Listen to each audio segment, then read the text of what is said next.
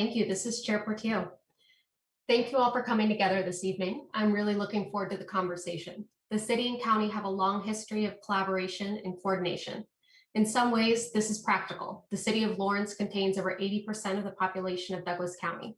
Though more importantly, our collaboration comes from the expectations of our communities. Our constituents expect us to collaborate and provide the best services and resources possible. I feel like every time we have an election or turnover of our top administrative roles, we hear questions about combining the city and county governments. As someone who studied local government for more than a decade, I can tell you that's not a small question or one with a simple answer. The truth is, consolidation is more than an on-off switch. Our collaborations are part of a continuum of types of consolidation that demonstrate two distinct jurisdictions coming together to collaborate on technical and adaptive challenges. Our jurisdictions have some consolidated features like fire medical and planning. We also have very unique contributions to big issues like public safety. Conversations around consolidation and collaboration often focus on questions of efficiency. How can we do the most with the least amount of resources? But there are other ways to look at collaboration. I would argue that our constituents expect us to look at collaboration through a lens of effectiveness. How can we work together for the best possible processes and outcomes for all of the residents of Douglas County and Lawrence? Really effective collaboration takes shared goals, shared effort, resources, and ongoing involvement from all participants. Resources for collaboration are not just financial, but also include the time spent bringing everyone to the table. The administrative efforts to collaborate and coordinate deserve recognition, and I'm grateful that Sarah and Craig lead teams that are dedicated to this work. Since coming into office, I've had a chance to go over many of the 40+ agreements that Lawrence and Douglas County have.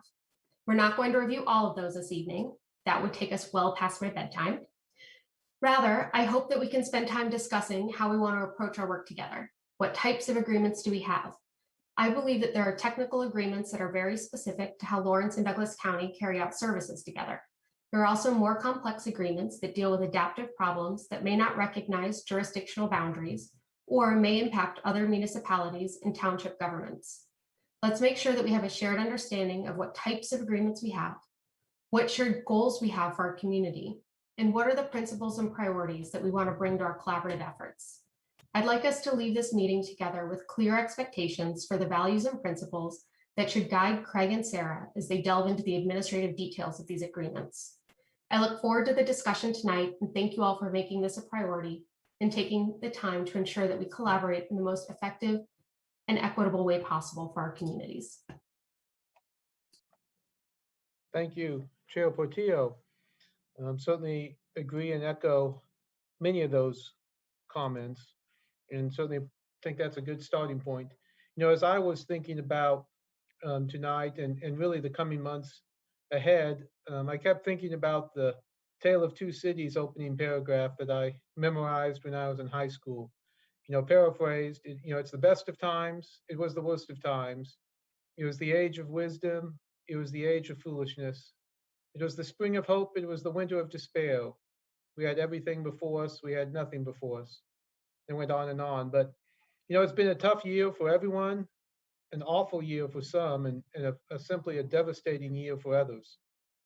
But as more and more folks are vaccinated, COVID infections continue to drop, and with the passage of the American Rescue Plan, we live in exciting yet challenging times. There are many obstacles and hardships we must work to overcome, some created in the last year, some created over the last 100 years. But here, the eight of us all wanting to make Lawrence and Douglas County a community where all enjoy life and feel at home. I chose that because that's our Lawrence's recently adopted mission statement, a community where all people, no matter race or color or socioeconomic status or creed, enjoy life and feel at home. But to reach this goal, we have strategic work to do. We have to work together. We have our goals, we have our passions, but we must work together to ensure success. We need to coordinate, support, and leave no gaps. Let no one slip through those cracks. Hopefully this discussion tonight is about how we can do that, how we can work together to achieve our independent and shared goals. Even maybe how we can spend and allocate and distribute over $40 million in federal funds over the next few years. We know things like the county has made amazing strides in the area of mental health over these last few years, including bringing community organizations together to make progress many thought was impossible. And with the opening of the crisis center on the horizon, there's even more promising outcomes to come. I look forward tonight to hear about what else the county wants to focus on, their passions, and their goals. And after we hear from Sarah on the county's plans, you'll hear from Craig on the city's strategic plan about what we as a city want to accomplish, and maybe more importantly, how we will do the work of accomplishing those goals. And then after we hear from Craig, I look forward to all of us, all 8 of us, discussing our path forward. The goal of tonight, as Chair Portillo said, is not to hash out every detail or resolve every dispute in every agreement we have. Rather, it is to find the common ground and set a framework for Craig and Sarah to work with going forward. Maybe we'll discuss areas the county wants to take the lead on or take responsibility for, and what the city wants to tackle, how we can work together to achieve those goals. Regardless of what is chosen or the decisions made, know that the city will support the county on your efforts, your hard work, and your passions, and I hope the county can find ways to support ours. In short, as we head from crisis to recovery, we need to be unified in purpose, coordinated in effort, and supportive of each other as we take action to reach our individual and collective goals. So with that, I look forward to the discussion tonight, and I'll turn it over to Sarah to talk about the county's plans and goals. Thank you, Mayor. My name is Sarah Plinsky, and I am the Douglas County Administrator. It's my real honor and pleasure to be able to present before this group tonight, and I'm very excited about this work ahead of us, and I'm very excited to be able to present some information on the Douglas County budget and our key program areas on behalf of the Douglas County Commission. So with that, I will do the most dangerous thing in Zoom world and try to share my screen without everything going away. All right. All right, I'm going to turn it to, let's see here. I was trying to get it to, oh, that didn't work. Hold on.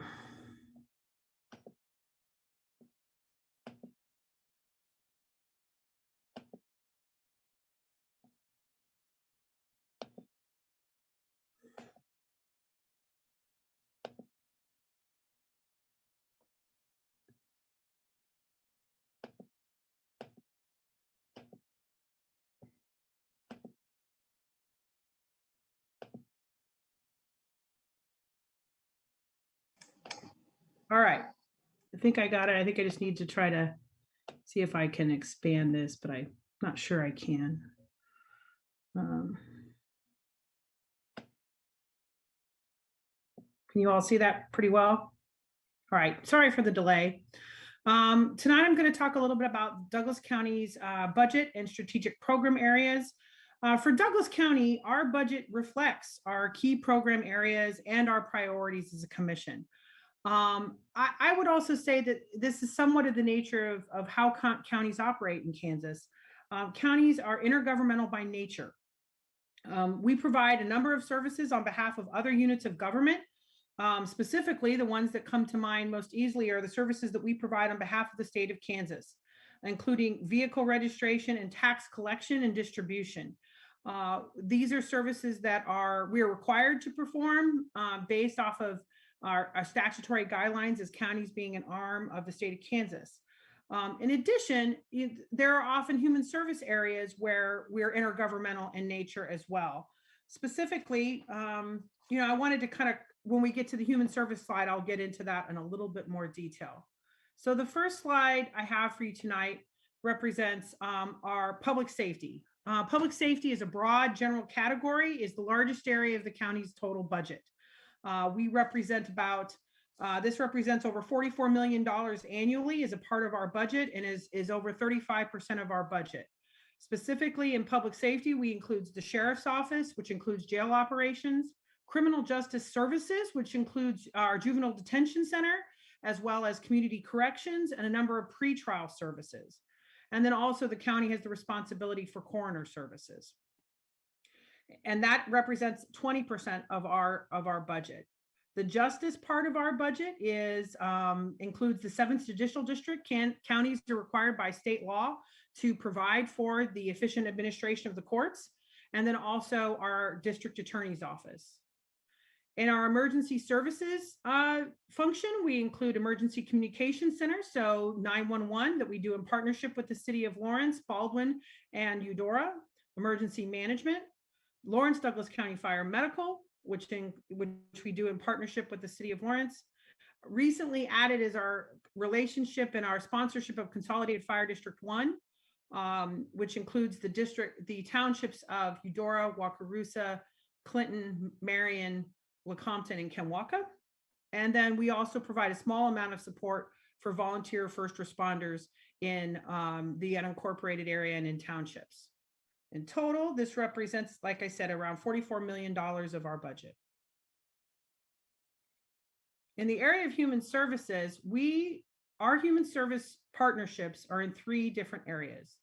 Specifically, as was mentioned earlier, Douglas County has made significant investments in the areas of health and behavioral health.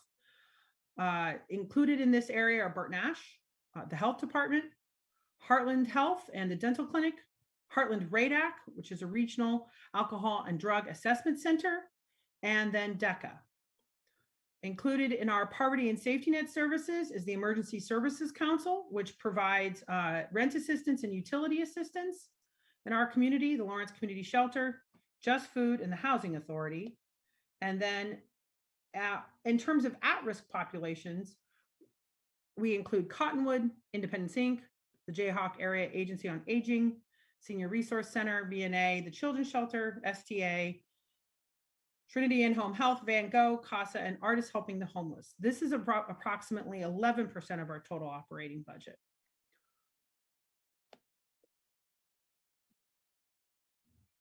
The next slide reflects the rest of the things Douglas County does. And I want to include in this slide, for purposes of how I describe the percentages of this budget, everything, including transfers, are reflected on this side of the budget. Our fund balance, which is 6.9% of our general fund, is reflected in this side of the budget. Transfers to equipment reserve and CIP, which is about $4 million a year. So the percentages I gave you earlier reflect that all of those other expenses are not included in those numbers. So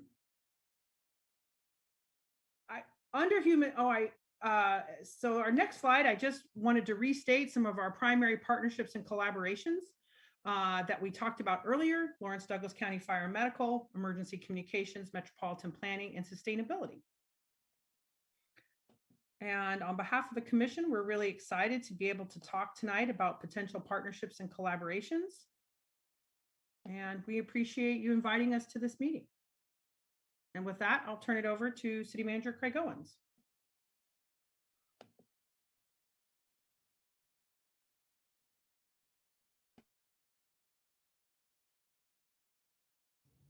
Thanks, Sarah. I'm going to do my setup here.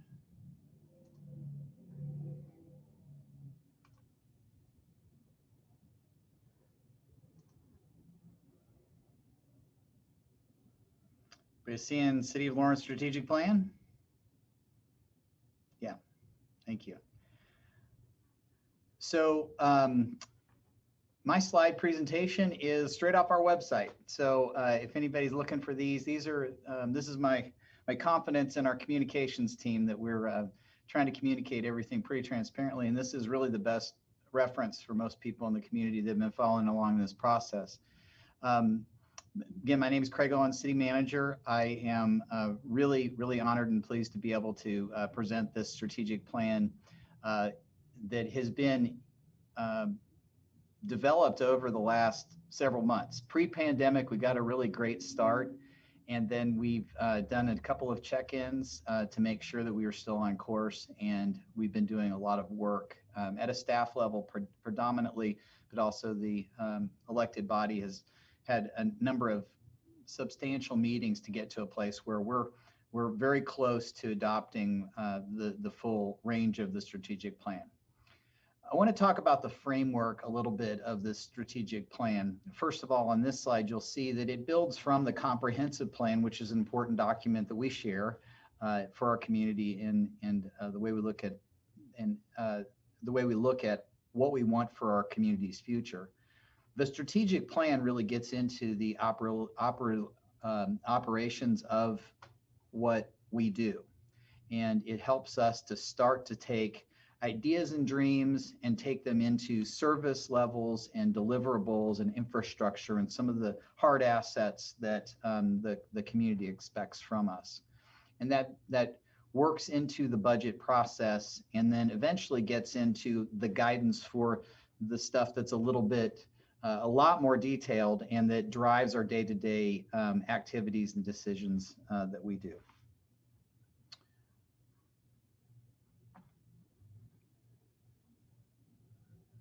So the framework that we have is based on the mission that the mayor already articulated, a vision that we have, which is City of Lawrence is supporting an unmistakably vibrant community with innovative, equitable, transparent, and responsible local government. And then our values, which we've had since 2017, the internal values that our organization has been guided by are character, competence, courage, collaboration, and commitment. So pieces that we talk about in our performance evaluation processes and that we try and instill in the people that do the work in our organization for the community. So this framework is built on two different pieces. One is outcomes. Outcomes are the deliverables, or the external facing priorities that we've adopted as a community. And the way that we came to understand these 5 different outcomes for our community was through a very extensive public engagement process. So we convened a group of about 45 of the people that work here in the city, volunteered. I asked for some volunteers to go do communication on this strategic plan, to be a listening device or mechanism, to set up listening for our strategic priorities for the future, and hoping we'd need at least 20 really to get out there and do it. We had 45 that ended up volunteering and going through extensive training on how to go out and listen. It's something we don't talk about or train on very often, but it's a vital part. We're very proud that we made 3,000 contacts through that process, through a long period of time over the summer. We went out to where people were. We asked to be invited to where they gather already. We did tabling. We did y'all come meetings, where you set up. We had a couple of those, so we made sure that anybody who wanted to be put their ideas in could. And we had many facilitated small group exercises where we just listened. We asked key questions and we tried to really understand, where did the community want us to go on a strategic basis for the future. And that's where we brought all that together and assimilated that. We used survey devices and tools, and we put all of that into this strategic plan. And we came up with these 5 areas: unmistakable identity, strong, welcoming neighborhoods, safe and secure, prosperity and economic security, and infrastructure, asset management, and connectivity. This has been abbreviated to Connected City. So that is we figured out that particular one needed a shorter title. So it's a little easier to say Connected City. So those are the 5 areas that we've focused on and that we've built strategies around, and we continue to build strategies and work plans to accomplish. In each of these, we have key performance indicators, and that's the most recent feature or addition to our strategic plan. So key performance indicators for us to signal, are we making the progress that we want to make, that our communities ask us to make, and how do we track that we are making a difference? How are we tracking and quantifying the progress that we're making, or the investments are paying off, how those are paying off in services and assets? And so we most recently, the commission adopted those key performance indicators, and those are publicized as well. And then those are being developed into strategies, and each of these outcome teams is working on strategies. So we're very committed to these processes. There are powerful statements that we spend a lot of time developing for each of these that I won't read to you, but are a part of our plan, and that really help us define and help our community understand this is what we're in business to do. What's somewhat of a unique feature here, while it's not unprecedented, I think the way that we're doing it is unique to Lawrence, is that we're not only saying what we're going to do, which is a key characteristic of any strategic plan, but we've also defined how we're going to do it. So we believe that any of the success that we may have or progress that we may have in achieving the 5 outcome areas, we believe those have to account for 6 different perspectives. So we have to be successful in 6 different lenses, if you will, and we really need to be successful in executing each of those. Those are community engagement. So we need to listen and share and continue to be listening and engaged with our community, bringing them into our decision processes and making sure that we reflect what they're asking for and what they're telling us, and bringing them in to work with us and work alongside us in collaboration as we do our work. Efficient and effective processes. The best way we distill this down is to have a consistency. So when you interact or you're receiving or experiencing services, we want to make sure that those have a consistency and a reliability for the community. That gets to efficiency as well, but it's both efficiency and reliability. Those are key pieces or commitments that we're making in what we do. Equity and inclusion. This is something where we feel that we need to be fair and impartial in the delivery of all services, and that no group is disadvantaged or burdened, and along with having inclusive representation. So we're trying to account for all of the people in our community, all of the perspectives and the way they experience what we deliver as an organization. Sound fiscal stewardship. We need to give, I say the bumper sticker for this one is bang for the buck. We need to make sure that we're delivering these results in a way that is effectively using the precious resources that we have as a community, making sure that they're applied along the lines of our priorities, and done so with transparency so that the community can understand and experience how we're delivering our services efficiently. Engaged and empowered teams.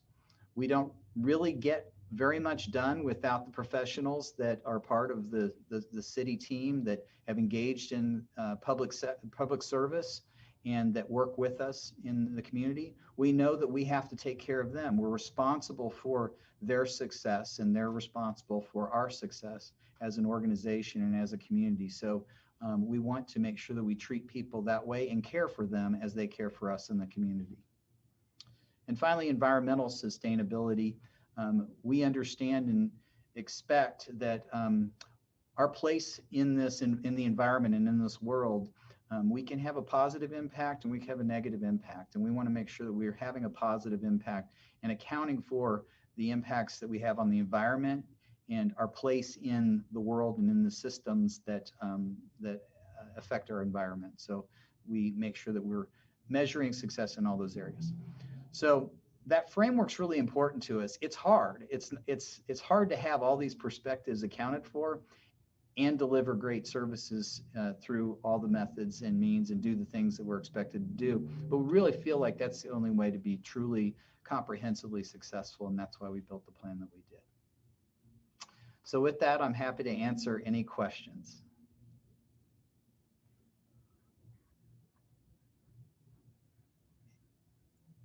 And turn it back over to the mayor. Mayor Finkeldei, thank you, Sarah. Thank you, Craig. I guess I'm not really intending to run this meeting. I want this to be a collaborative meeting amongst everyone. But the next topic on our agenda was to talk about areas of shared interest and priorities before turning it over to a broader discussion. So I guess I just open it up based upon what we've heard. anything jump out to anyone about areas of shared interest and priorities that we can work together on? Or otherwise open it up for comments.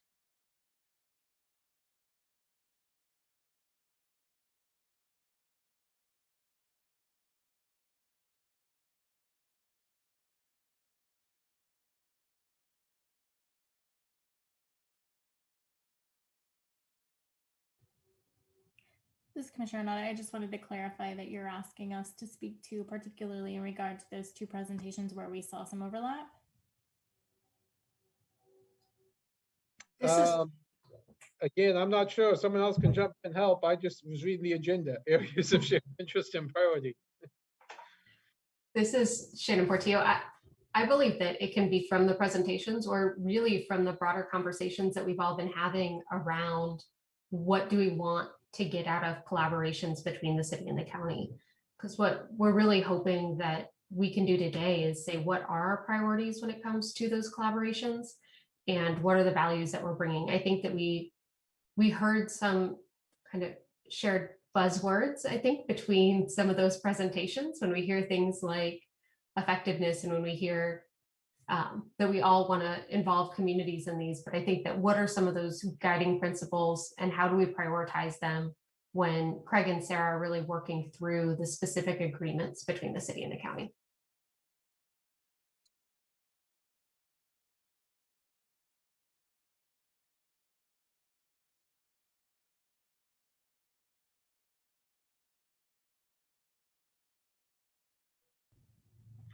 This is Shannon Reed here. I think I maybe have a question to pitch back to Sarah and Craig actually, and wonder if we can zero in on particular agreements that perhaps, especially with new commissioners in the county commission, some agreements such as fire and medical, perhaps that have been a topic of conversation between the commissions dating back to last year or even before perhaps, and what where things kind of stand with that. And I wonder if that would help prompt some further questions from commissioners.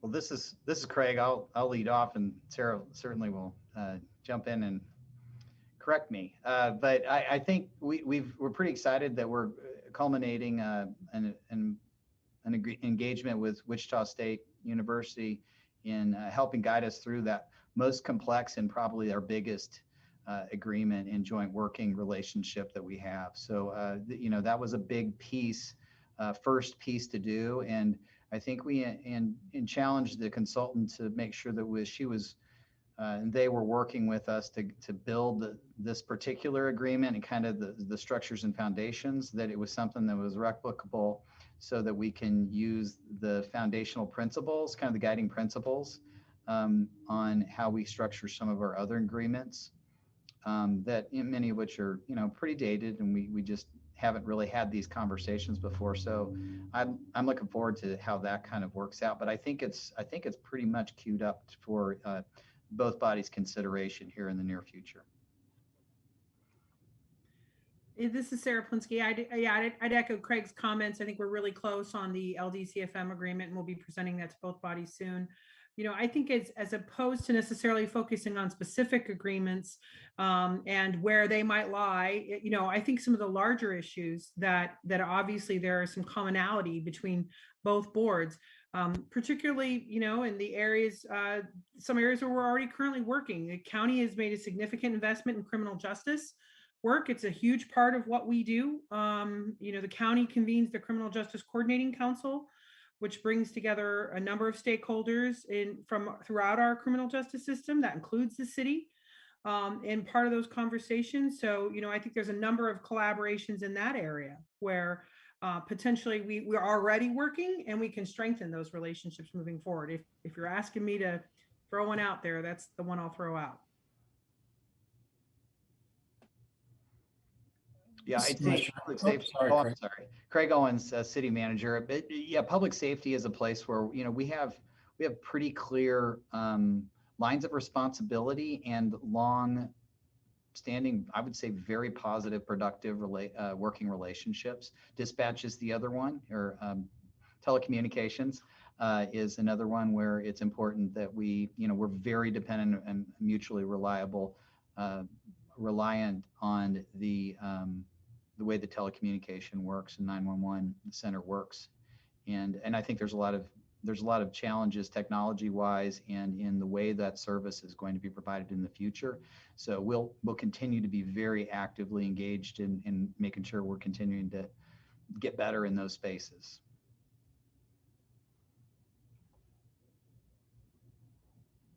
This is Commissioner Kelly, and first I want to, excuse me, thank Craig and Sarah for your reports. I mean, I can tell there's been a ton of work put in on that city one, and the county spends a lot of time, especially around budget time. That's really our priority document. And as I just was reflecting on what Craig presented, when I think about the priorities that we have at the county, they're very similar. We may go at them differently or use different language. But I mean, when you look at safe and welcoming neighborhoods, we talk a lot about what we want our entire county to look like through the planning process, and that might not be individual neighborhoods, but I know we had a great retreat recently and appreciate all the commissioners' contributions with the Planning Commission to talk about our comprehensive plan and what does that look like and how do we do these things. And so I think there's a lot of connection there. Safe and secure, I think there's a lot of connections on that one. We talked about, criminal justice, and I think we have work to do there so that everyone feels safe and secure in Douglas County and the city of Lawrence. I think we all recognize that there's still work to do, but that's something that we share. Prosperity and economic security, I think we share that one as well. Again, we might go at it a little differently than the city does. Our real focus is on, that safety net services, not that the city doesn't do similar things. But when we think about prosperity, it's not only growing our community, but helping those who may be more vulnerable to be able to prosper and find economic mobility. So I think probably the one that just sort of, I think about connected city on that one, Craig, that you shared. And I think how are we doing that? And that inspires me to think a little differently, maybe about what we're doing. I mean, we certainly have infrastructure within the county, but I'm interested to continue talking and wonder if some of these new federal funds might help us think differently about internet service throughout the county. So I see a ton of connections there. I think we are stronger when we are collaborating as I now need to say Commissioner and Professor Portillo, congratulations. So, I mean, I think I see a lot of similarities to answer your question, Brad.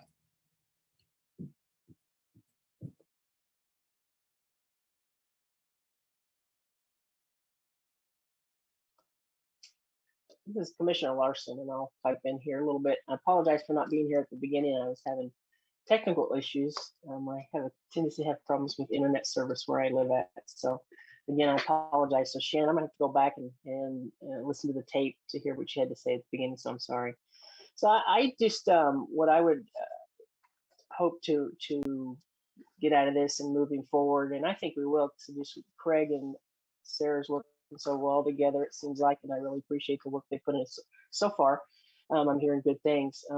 But my hope is that with these agreements that we can set down and Craig and Sarah can detail how each party's going to handle whatever service it is or whatever program it is, and how it's equitable for both parties.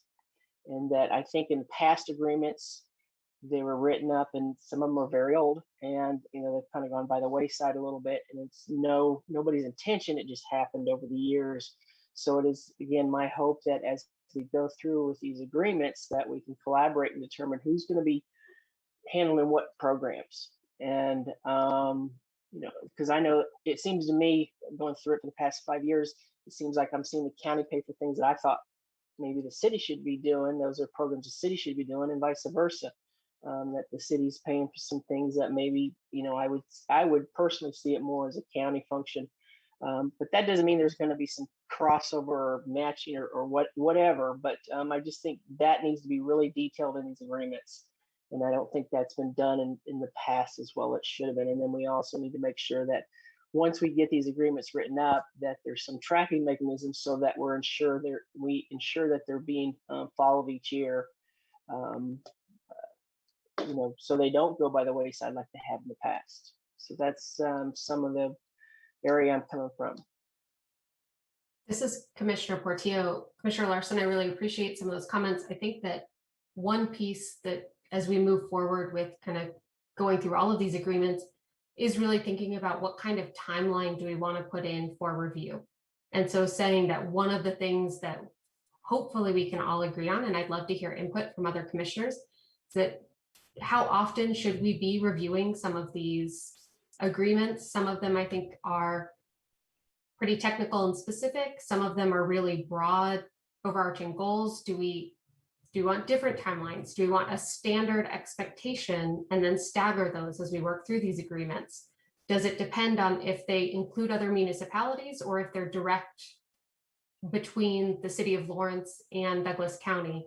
And so I think something like that where I would hope we all agree that we want regular kind of input on this so that when we do have turnovers in commissions, some of these agreements are older than I am. Some of these agreements probably haven't been reviewed since any of us have been elected to office. And so what type of standard timeline do we want for reviewing these? Does it depend on the agreement? Does it depend on how many parties are in the agreement?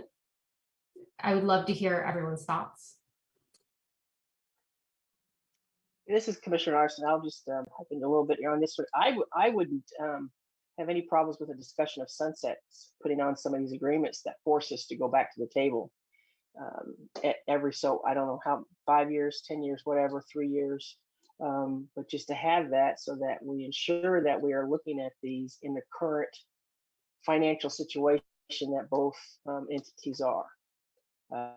And so I agree with you that we need to have some sort of mechanism to ensure we are following them, whether I think there should be at least a yearly review of them with a presentation to each governing body to say, this is the agreements, this is where we're at with them, and we know we're following them or we're not following them, we need to do something different. This is Commissioner Bowley. I'd like to thank Commissioner Portillo, Commissioner Reed, and Commissioner Kelly for being with us today. Thank you so much. I look forward to this conversation. I'm enjoying it, and I look forward to more over the upcoming weeks and months. In Commissioner Portillo's opening remarks, she talked about efficiency, effectiveness, and equity. I think each of those are important. I think efficiency kind of has to do with how do we sunset our agreements, or how do we come back and look at them. I think efficiency is also how do we manage the programs that we're agreeing need to be undertaken. I think that's a very key component of this. Effective management is key to success, and we're fortunate to have two capable administrators. I guess I'd like to go back to Commissioner Portillo and get a better understanding of the technical and adaptive terminology, so that I have a better understanding of how these agreements fall under those categories.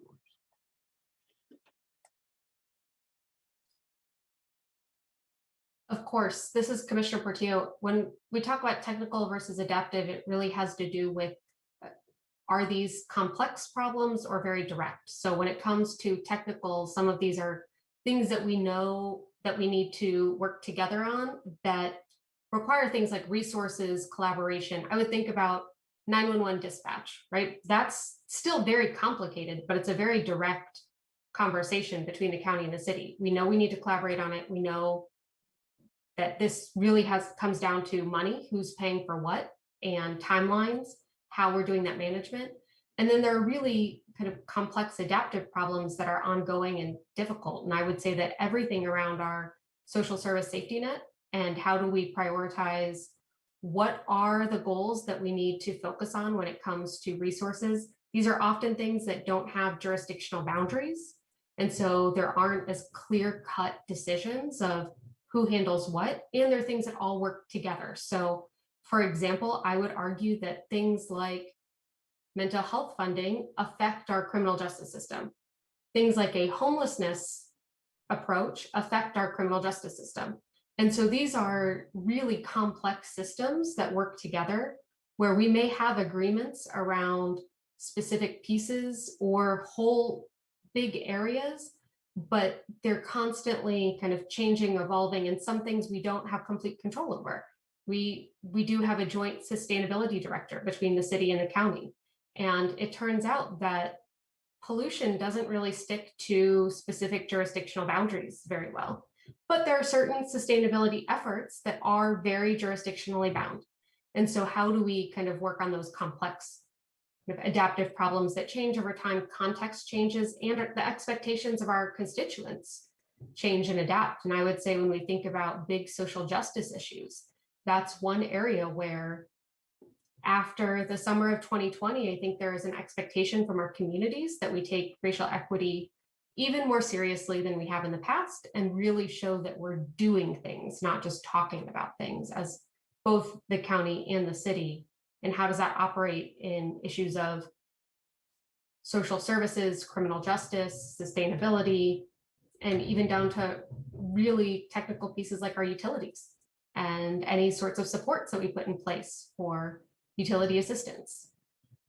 So when we talk about technical, those are very direct. It really has to do with how are we negotiating the nitty gritty of who handles what, who pays for what. Adaptive, it has to do with these are the big values pieces and how do we handle those systems that are really interconnected and take up a lot of energy to work through the values and priorities that we have as a community. Ms. Commissioner Rowley, thank you for that explanation. I appreciate it. This is Commissioner Kelly. Commissioner Bowley, if I could follow up your comment about management, because I just have a question in how I'm always interested in these groups that we each provide funding for, but may have another authorizing body, right? So I'll use the community shelter sort of as an example. They have a board of their own and they have funds that they also get from other things or that they may apply for grants. I'm always interested in that idea of managing that group when we're not the sole funder of that group. Do you have thoughts on how we manage that? I think that's one of this Commissioner Bowley, I think that's one of the big questions in front of us, Commissioner Kelly. We have, selected our managers and we have provided them with, at the city, we've provided them with the strategic plan. They've provided it to us and we've provided it to them. And so that's the guiding for how we're going to go about doing what we're doing. And it's very intentional. So to take the resources that are provided to us by the taxpayers and the ratepayers and accomplish the programs and the outcomes that we're trying to do, this is how we've done it. How do we do this in a complementary fashion with, Douglas County? And, if we choose to do this through other providers, how do we evaluate and, make sure that we're being effective with our programs?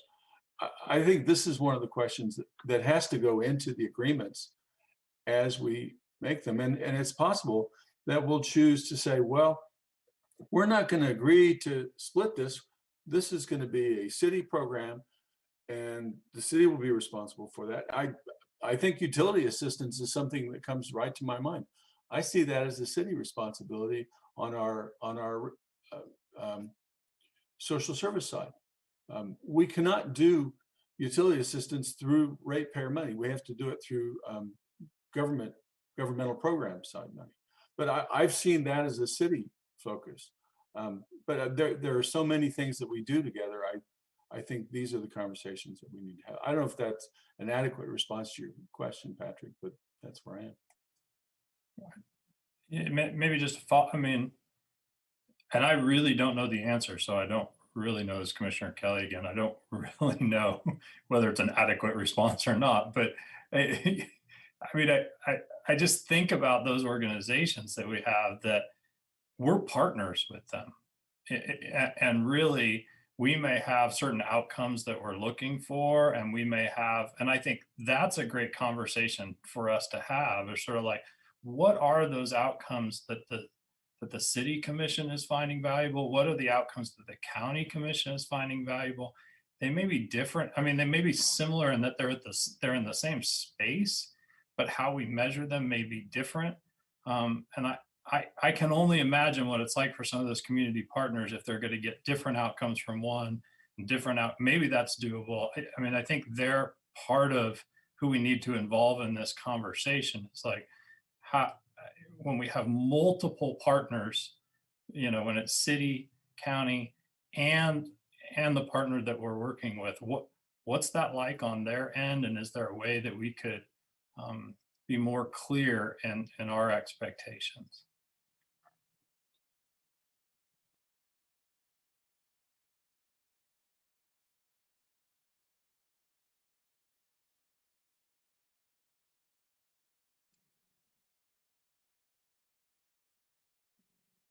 Like, Mr. Mayor Finkel, I guess I would jump in on that and say that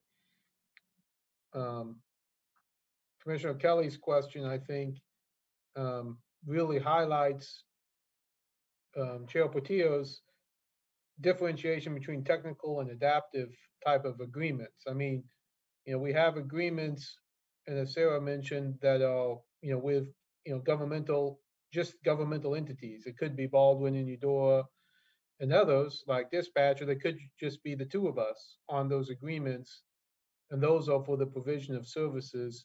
It seems like those are things, again, that you can, you know, work through. You can have sunsets. You can, you know, reevaluate, see how the best balance, see how usage is, things like fire and medical. And those, I think, really set themselves up, frankly, to have agreements, right? To decide that. I think the adaptive ones, you know, again, as several people have mentioned, you know, depending how you define the issue, you know, how do we work together to help the homeless person on the street? Is that a criminal justice issue? Is that a Bert Nash issue? Is that a mental health issue? Is that a, you know, social service issue? You know, how do we work together on that? Is that an LCS issue? And it maybe depends on where they're in the process. You know, we've talked at our level about how we as a city want to possibly interact with them differently than the police being the first responder. We might have a homeless outreach team. That seems probably to be a city function. That's something we want to do. There might be some homeless somewhere in the county that would have to have interaction with the sheriff, but that clearly is much less common than in the city. That is something we might consider doing, and we might want to do. You know, and so to do that, that seems like something we don't necessarily need. We could have an agreement that with the county that says we're going to do that, or we might just do that. But then the question is, well, how does the people we interact with, how does LCS or the crisis center, right, or Bert Nash, how do those folks interact, and who provides that service? Is that Bert Nash providing the service for the county? Now, you guys, I mean, for the city, obviously you do a lot of funding with Bert Nash on the mental health side and otherwise, but maybe they're our vendor to provide homeless outreach. That to me is different than funding mental health. And maybe that, you know, and so how does that interaction is? And then when we get to where do they go? Do they go to the crisis center? Do they go to LCS? Do they go someplace else? Now we start getting into complex questions that maybe we can reach agreements on. But maybe we, again, they're so adaptive that we'll change in every 6 months the best way to do it. I don't know. But I do think it's useful on some of those, you know, discrete areas. We're going to do this because, and you're going to do that. You know, I think would be good to kind of identify in some of those areas. And others, they're going to be tough. I understand. I just think we want to work through those responsibilities. This is Commissioner Portillo. Mayor Finkeldei, I really appreciate that example because, well, first of all, I love the idea of decriminalizing homelessness and using an alternative form of outreach. And I think that's one where that certainly wouldn't be an agreement between the city and the county, because if the city is shifting away from the LPD doing those services towards something else that the city is in kind of complete control over, there's nothing that we need to agree to as a county. And yet that would greatly impact a number of county services. So that means that we probably wouldn't be bringing people to the county jail for something like for their encounter around homelessness. And we may be bringing them to LCS or to the crisis center. And so that means we need to continue to have these conversations where it may not necessarily result in an agreement, but we need to know how you're distributing resources so we know how we need to distribute resources, because that will affect and shape the ways in which both all of our communities respond to this really important crisis of homelessness. So I really like that idea of saying, what are some areas where we know things are complex and we're going to continue to work on them? We need to keep conversations going constantly. CJCC, the Criminal Justice Coordinating Council, is a key way that we do that. And we're working on better ways to communicate how the CJCC is going to kind of update the community around responses to these types of questions. But then there are those technical agreements of, okay, well, how do we fund some of these areas? How do we make sure that we have clear accountability for certain things? And those are the technical agreements that I really trust Sarah and Craig to work through and make sure that there are timelines for when we review them, that there are clear distinctions of the budget and who funds what and why it's at these particular amounts. And then those are things for our commissions to go ahead and review as those technical agreements. This is Sarah. Another topic that was this Craig and I discussed as we were preparing for this meeting, that is, I think, an emerging issue in our community, where I think we're all going to naturally collaborate and then also involve our friends at the school district, is childcare and early childhood education. Traditionally, this has not been an area that the county has been heavily invested in. As you could see from our human service funding, that's not really been a prioritization of ours. However, the city has made it a part of their, I believe, their economic development strategic plan to talk about workforce supports in that area. It's definitely, school readiness is an issue for USD 497. And as a part of the county's role in the community health improvement plan led by our health department and the anti-poverty plank, childcare really rose out of that as a strong anti-poverty measure.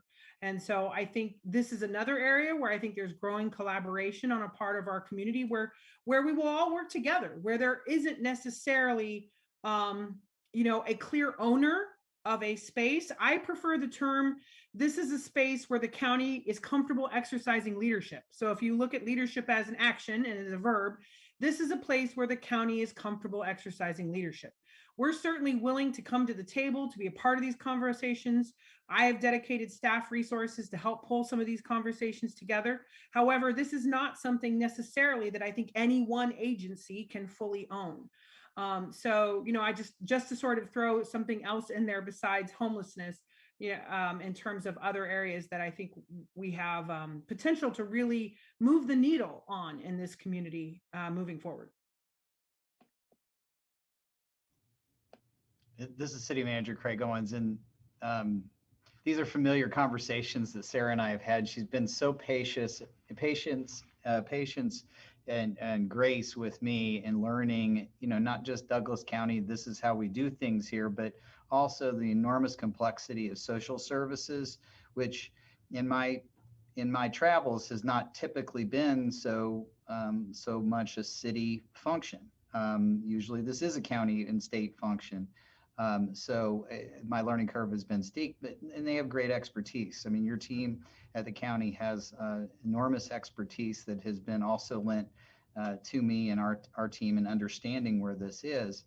At the same time, I don't want to grow and expend resources to duplicate that expertise. And so where there is Sarah's good line of providing leadership in a space, I have great deference and trust and confidence in that space being well done. And we want to know where we can support those areas and how we can support those specifically. But some of the comments that have just been said in the last few minutes are talking about accountability. So if it's somebody's responsibility, whoever it is, we all know and the community knows that's whose responsibility for that leadership portion is. And that may also, and often does, lead people to wonder about funding and wonder about, okay, so who is funding that important piece, which must be done well so that the other players can count on that piece being working in concert with this enormously complex system and many systems that we have. So I do think that accountability piece and understanding what this is and common strategy, we don't all have to make up our own strategies. And I think if we're both funding an agency, it's right that they should expect and understand that we've collaborated and understand that we're working on behalf of the same community, more or less, to the same ends. And that can make us all be much better at that and not redundant, which we can't afford anyway. So those are all pieces. And Sarah, again, has very patient in helping me come along to understand a different way of looking at things. But I think those things are opportunities for this. I mean, the 8 of you agreeing on strategy in these enormously complex systems that it's going to take are important. And the last thing I just add is the stability. So we have, if it's a utility matter or sewer water issue, we've got it, and we're going to have to figure a way out to fund that. And there's things that you do that are uniquely yours, and there's no question. But I think when we're looking at these very complex issues like homelessness and like housing insecurity, which is the broader portion of this, and all the different pieces that need to go right to help us move as a community out of this space and go to a better place, there's got to be stability in the counting and some of these agencies that are really, they're just holding on by a thread, and they have to do fundraisers to do things that I think most of the people that I've talked to in this community consider to be fundamental rights. Then why aren't we making sure that there's a stability and a common understanding of what we're trying to do? So I think we're in shared space on that. I hope we are anyway. Yeah, and this is Sarah, and yeah, and Craig and I have talked through this, and I think there's a lot here to be learned. For example, one of the things I was going to mention tonight was related to Burt Nash funding. Douglas County, when you include our subsidy of their health insurance, we pay around 30% of Burt Nash's funding. But 70% of their funding comes from the state, Medicaid, insurance, contracts, and fundraising. We are not even their primary funding source. So, I think and that's a space that when you work in a county and in terms of human services, we're very used to these situations where we have to, we can't just exercise authority. We need to actively work on leadership with folks in our community to make sure that we do that. And I think we could look at it as, let's not have duplication. I prefer that we don't think about it from that lens. I would prefer to think about it that for every dollar that local taxpayers invest in Burt Nash, they're able to leverage, additional funds coming from the state and from grants and from Medicaid and from fee payers, in essence, people paying for their service. So, I think sometimes it's, it'd be more helpful if we could turn the narrative around and necessarily in a scarcity situation and talk about how, particularly in human services, when we invest in them and they can use those dollars to bring in additional funds, we can really take our whole community farther in terms of our support for social services moving forward. In terms of like things that I feel like we completely own, I'm going to talk about land records and taxation and elections. Those are state functions that we specifically are authorized by statute to do. I'm really proud of that work and our tax system and how our register of deeds, our county clerk, our appraiser, and our county treasurer work together to really what I consider fundamental basics of local government, which is property ownership and tax collection. And so, I think we each have some of those areas that we both clearly, we don't, Craig knows if he's got a question on tax distribution, he knows he's going to call our team, and we're going to provide those answers to him. So I think the question is just in this large area of human services and criminal justice, and perhaps other topics where it is just really hard to define, necessarily clear owners, as I would say, but there's a lot of leaders, and there's a lot of our potential to all of us show up in this space and work together to really bring our community forward. This is Commissioner Ananda. I think that I want to jump back very quickly to Commissioner Larson's comments about how often we should review these agreements. And I think that there is a difference between the reviewing of the technical agreements that we have and then the adaptive ones. I think that it would be possibly an uneconomical use of our time to review a technical agreement on an annual basis. I think that there are some times that we just have to let things sit until we need to review them. So annually, I think that could get onerous, but certainly having ideas of what those look like, and some of them might be perfectly fine for 5 years, some might be fine for 25 years, some might be fine for 1 year. So I think that there's space for latitude in some of those. But I think that others do require more. But I think that as we're talking about those more adaptive problems, as we're talking about things like affordable housing, anti-poverty measures, houselessness, economic development, our criminal justice system, those are really big conceptual issues that touch multiple areas of both government and are intrinsically intertwined with one another, from planning to the court system, both municipal and district, which most people don't even understand the difference between. And there isn't, I think, going to Sarah's comments around who does have ownership of that.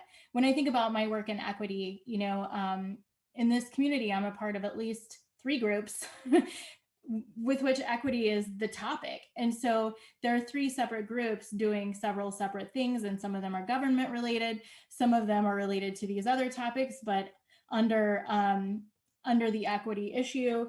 And there is space to have a consolidated location where all of this information is going, not just to avoid duplication of services, but to avoid the burnout that occurs when people are working toward addressing these adaptive problems and may not have the funding with one hand, but another group may have excess funding that can be used to put toward the solution to an issue that we haven't even thought of. So I think a little bit bigger than what is the government's role, but how are we attacking these very adaptive problems within our entire community, whether that's in collaboration with private partners or other organizations or the government ourselves taking that on. And I think that very rarely do we, and I think that this is the heart of our role as leaders, to say, what do we want it to look like?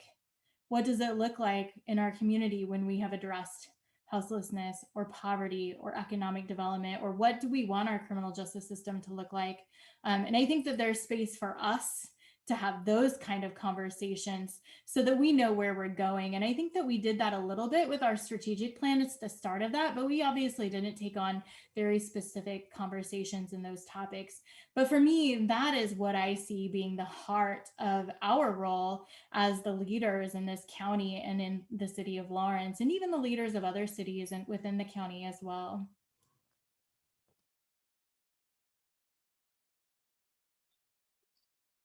This is Commissioner Larson, and something that Sarah said that really kind of made me kind of think a little bit was, she mentioned we have a lot of leaders in this community and for various programs, but sometimes the ownership of that issue is not as well defined. And I think about the homelessness situation, the housing situation. I think that's a good example, because one thing that I've noticed, especially this past winter, was that we seem to have a lot of organizations and a lot of leaders that are doing great work to try to address homelessness. But it just seems to me that there's, I don't know if it's confusion or just lack of collaboration. I'm not sure what it is, but it just seems like there's no central message. There's no central program that's that's kind of directing how we're trying to address homelessness. but there's a lot of folks who are trying their best to do it, and they're doing a great job. But what's the central message as to how we're going to address this? It seems to me like there just seems to be a better collaboration. At least I'm not seeing it for myself. Just a better collaboration as to who's doing what, and what's the most efficient use of those dollars that that all the entities provide in order to address that. So I think that's why it's important to determine ownership, or at least understanding what part of the ownership you have or don't have, or what I have. So that way we can be best to spend our taxpayers' dollars.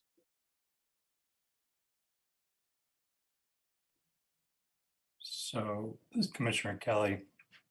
I mean, I think we've established that, homelessness is an adaptive problem. And if we had the right answer, we could create clear lines on who was supposed to do what and how, but we don't have clear answers on how that is. And so what you're seeing, I think, Commissioner Larson, my perception is that we're seeing people experiment in this space, which is part of that definition of an adaptive problem, is that we're going to act experimentally. We're going to try different things to see how it might work. It's frustrating. It's frustrating, because we don't know the right answer. Otherwise, we just do it. That's where I think like emergency communications might be more technical in nature. We feel like we know how to do that. But I think you gave a great example of that difference between technical and adaptive that we've talked about here today. That it's important to come back and say, what did we learn? What observations do we have about the different interventions we've made? And then what interpretations, and how might we do a different intervention so that we can be more successful? And I think that's the thing we keep talking about, is like, how are we going to visit these things? And maybe it's more of these little get-togethers, and maybe more focused around a specific topic, just to understand what each group has done. Maybe it's, I really like Commissioner Ananda's, like, how do we communicate it better? I think we have to look at the success of Unified Command, and we have a coronavirus hub that has got information from both the city and the county on it, and other partners as well. So that would send a huge message to our community that we work together on these big problems. And I think it would be a huge step to change the narrative, I think someone said, and I get really excited about that. But I think that was a great example of wanting a problem to be technical, but it really is adaptive, and it's going to require us to experiment on it.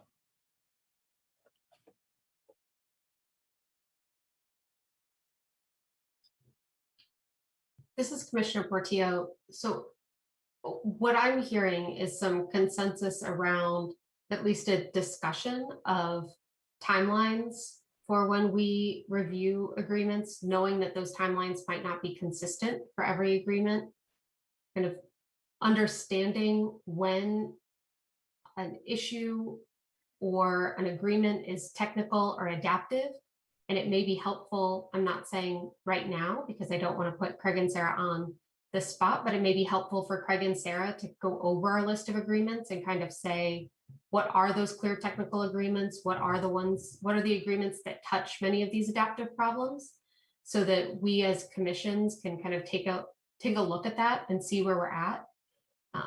It sounds like we have a lot of consensus around, we like collaborating, and collaboration builds a lot of these conversations that may not lead to really specific decisions, but help us understand how we're approaching these adaptive and complex problems. And so it may be really beneficial for us as both commissions to kind of commit to saying, let's come together regularly so that we can keep pushing these collaborative conversations forward. Are there other big key areas that I'm missing from our conversation?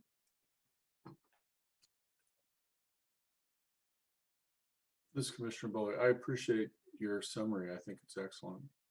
I guess the thing that I would like to address briefly is the idea that as we collaborate, I think it's important that we remember that we're kind of complementary layers of government.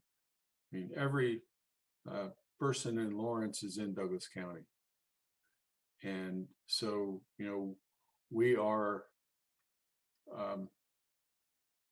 we are recipients of the services that Douglas County provides.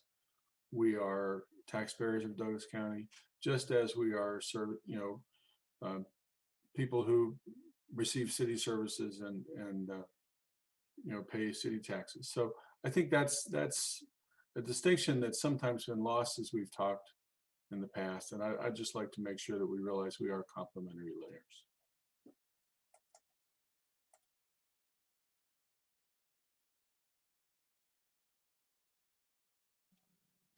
Mayor Finkeldei, I thought Chair Portillo's summary was good. I think those are the right starting points. And I guess the other thing, I know we have at some point, I think there was 48 agreements. I think the other part, I don't know, we haven't really talked about this, but do we agree that we don't need 48 new agreements? We don't need necessarily every one of those to be in agreement anymore, and that if Sarah and Craig can work through some of these, it might just be something that was a good agreement when it was drafted, but we just don't need that anymore. Or these three should be all together into one. I hope we can agree that especially if we're going to review these on a timely basis, we don't need 48 to review. Mayor, this is Commissioner Bowley. I would stipulate that if we actually had been reviewing 47 or 48 agreements, we wouldn't have 47 or 48. So I really think the reviewing on a regular basis is good, but I think that can be determined by the nature of the agreement, by what agreement it is. It doesn't have to be the same length of time for each. And I will disagree briefly with my fellow commissioner. 25 years is too long. So thanks. Yeah, this is Sarah. I would say, having spent some time looking at that list, and every time someone mentions this list, it gets a little bit larger, kind of like a good fish on a fishing trip. But what I would say is that many of those agreements were one-time agreements for one-time specific project, like a road extension. So I think we keep sort of, we've narrowed them down to, I think there's really, I'd say about 20, 25 that have any sort of ongoing, and that includes multiple agreements that can be collapsed into one. So, I think it's important that we not make this too big of a task for us to tackle as we move forward. And I really do believe it is achievable to get these reviewed and to get them into a consistent format, and then have ongoing regular both accountability and oversight for them, and as well as fundamental top to bottom reviews on a regular basis. This is Commissioner Larson. It might behoove us to kind of look at the idea of a master agreement that kind of is overarching for many of the agreements, and then with the possibility of just narrowing them down for whatever that subject or whatever that issue is. But I know master agreements work pretty well in the contract world, but I don't know how well it would work potentially with government programs that we're trying to figure out how best to operate them. The city manager, Craig Owens. Yeah, I think when you look at the EMS agreement that's going to come before you, I think you'll see that there's some contemplation of some of those things. Basically, how do we pay each other for those services? How do we, get a check to the other one and account for those sorts of things? So I think there are a lot of common things that we've identified that are along those lines, Commissioner.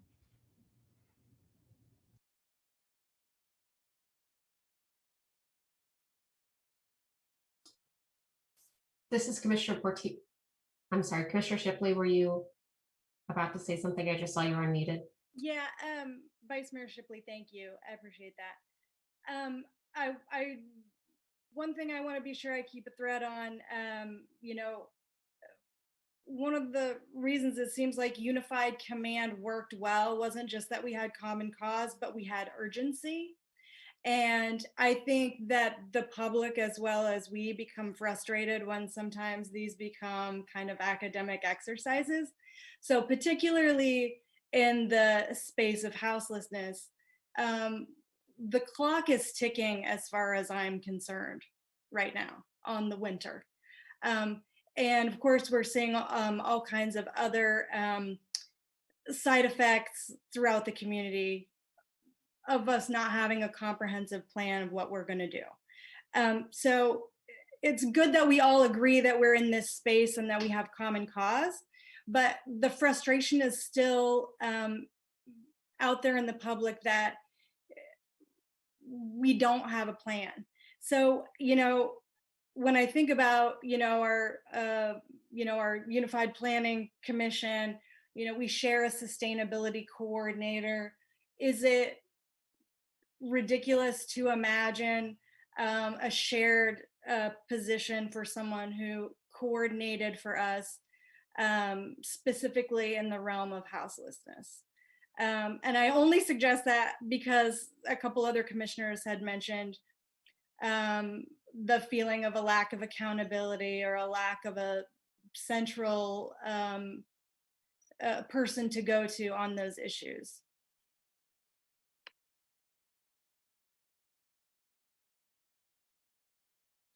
This is Commissioner Reed here. I appreciate those comments, Vice Mayor Shipley, and I agree with you. I think there is a sense of urgency about homelessness in our community. I think that the community members are speaking about it from a variety of places.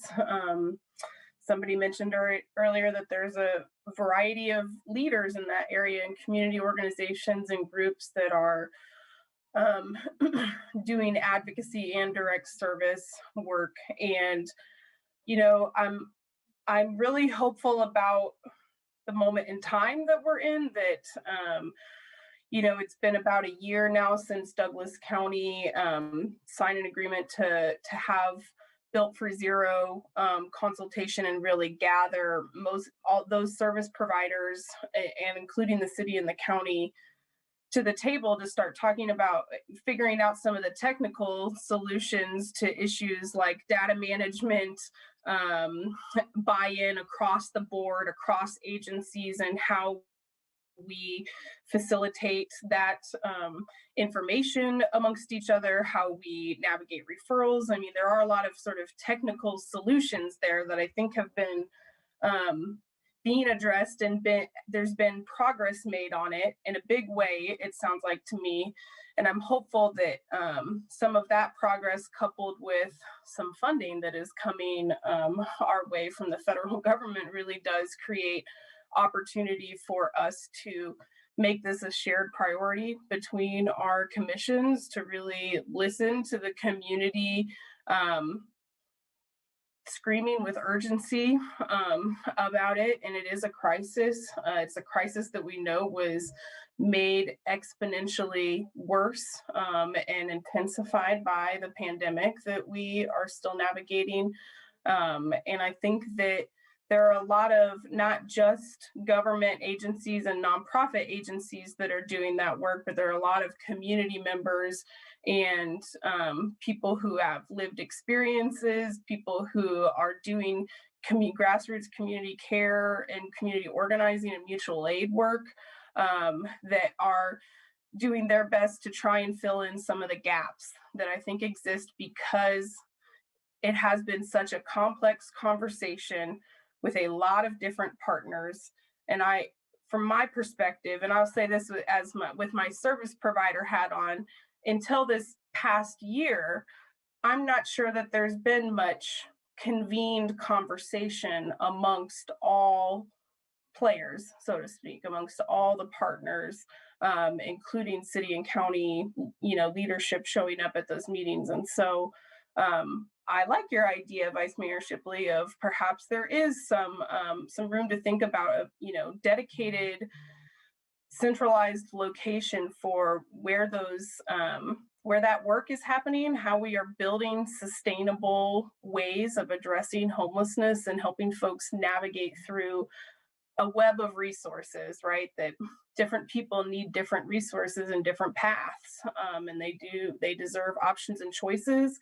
And we know it's easiest to be able to direct folks to a centralized location, point of contact, and that, as you mentioned, creates some accountability, and it makes it easier for us to communicate to the community at large that we are prioritizing this. We do have a place where we want folks to know that they can come and get the support they need. And The American Rescue Plan, I think that that is a piece of the puzzle that I'm hoping gives us the opportunity to really create some sustainable programs that are not just crisis intervention, that where we can really talk about how we build this into the fabric of all of our various systems in a community, that learn how to respond together to crisis.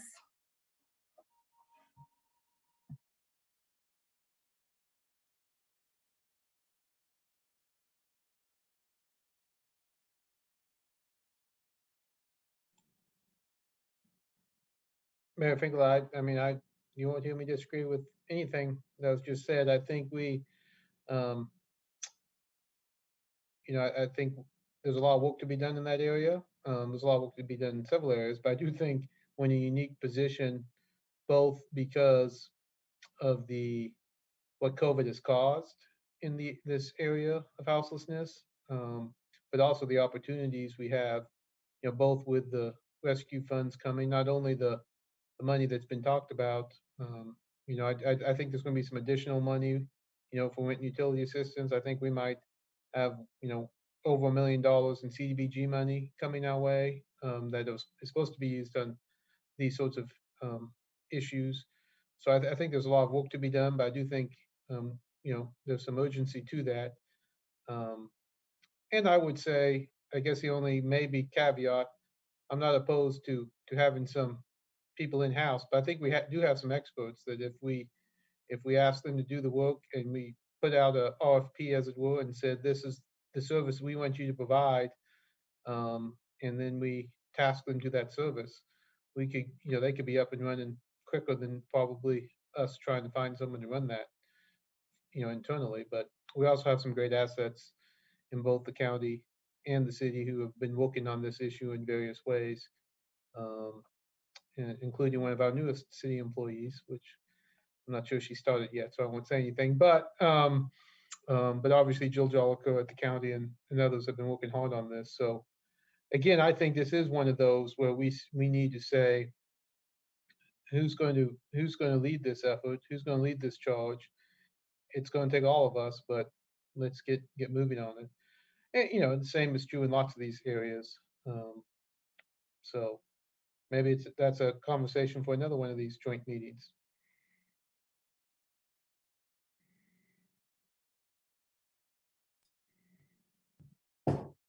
This is Chair Portillo. I really appreciate that, Mayor Finkeldei, and I appreciate the comments, Vice Mayor Shipley and Commissioner Reed. I think this is one of those pieces where it is an ongoing effort. Even if we have one point of accountability, we have a number of coordinated services that we need to bring together and continue to talk through. So I love the idea of, let's put something else on the calendar to keep having the conversation around houselessness, and let's make sure that we keep moving all of these conversations forward. I am wondering, what do we want to make sure that we kind of walk away from today's meeting with? It sounds like we have a number of kind of shared ideas. We have conversations around timelines. We have future meeting goals. Are there other things on the table that we need to make sure we agree to today?